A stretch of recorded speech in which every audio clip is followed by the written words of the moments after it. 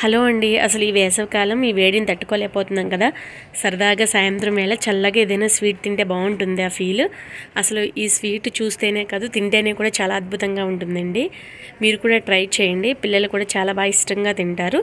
రొటీన్లా కాకుండా డిఫరెంట్గా ఇలా ట్రై చేసి పెట్టండి. దీనికి కావాల్సిన ఇంగ్రీడియంట్స్ మొత్తం నేను లైన్ వైజ్ నేను చెప్తాను. ఫస్ట్ ఆఫ్ ఆల్ అసలు ఈ స్వీట్ రెడీ చేసుకోవడానికి నేను దీని పేరు అనేది కూడా లాస్ట్లో చెప్తాను. అంత డిఫరెంట్గా ఉంటుంది.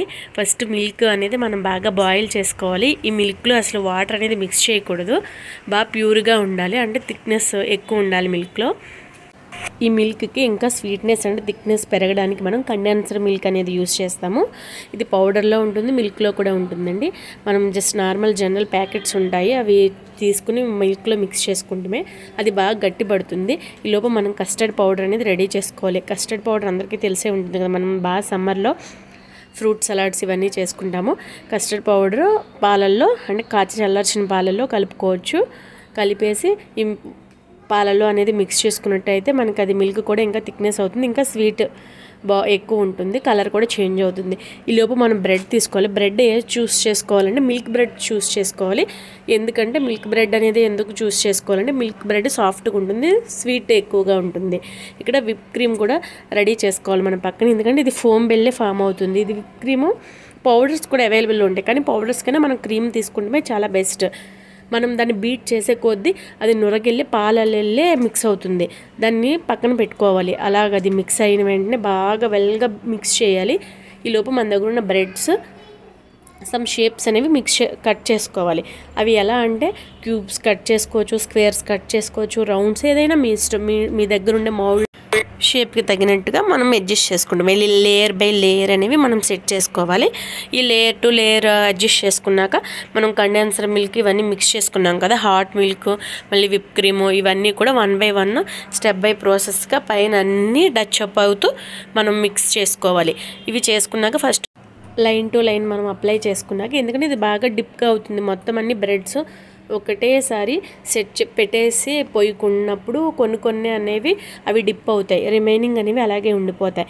ఈ ఫస్ట్ లేయర్ కస్టర్డ్ పౌడర్ కలుపుకున్నాం కదా, ఆ మిల్క్ అనేది యూజ్ చేయాలి ఫస్ట్.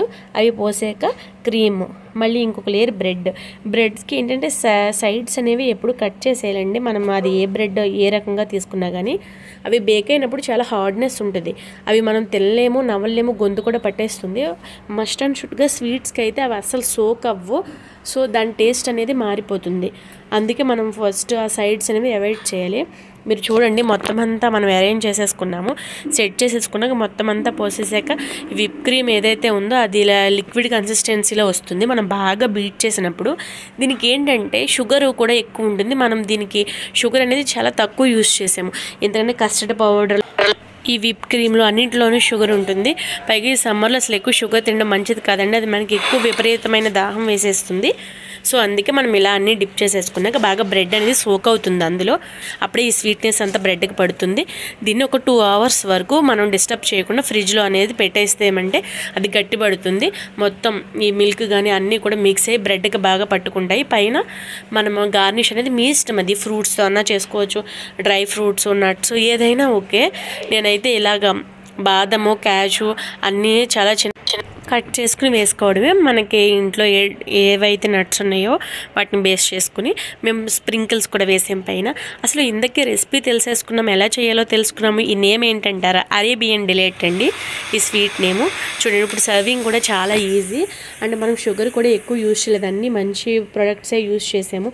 మిల్క్ కానీ కండెన్సర్ మిల్క్ మనం డైలీ తినం కదా, ఎప్పుడో ఒకసారి అయినప్పుడు ఇలా చల్లగా వేసవిలో కాలంలో బయట కూర్చొని చల్లగా ఈ స్వీట్ తిన్నప్పుడు చాలా అల్టిమేట్గా ఉంటుంది ఆ ఫీల్ అనేది.